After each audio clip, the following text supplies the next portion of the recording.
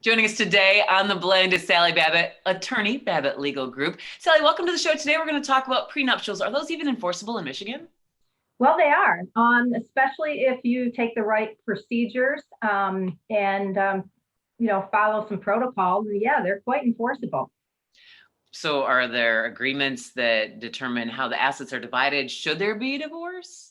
They definitely are primarily thought of as a divorce planning tool, but they really have a really good use for estate planning, and that's where I use it.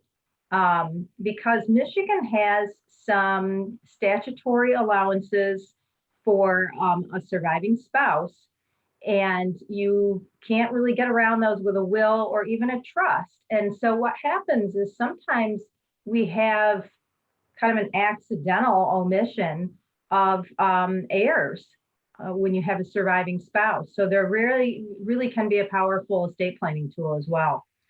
Okay, so situations that would indicate a prenup is advisable, what would that look like? Well, with first marriages, we don't see it as much because the couple usually doesn't come into the marriage with a lot of assets. But I do see it with first marriages when I have a client who might have a family business interest and they want to protect that. They don't want to disrupt that in the event of a divorce or death. But certainly where I'm seeing more and more of it is with subsequent marriages when we have older people, being people in their 50s like me, marrying, and they have assets and they have children from previous marriages. And that's where I'm starting to see them more and more. All right. Well, is it kind of difficult for people who are ready to commit to the rest of their lives together to start planning for a divorce? Does that stir up a little acrimony before the matrimony? Yes, it's a very delicate situation.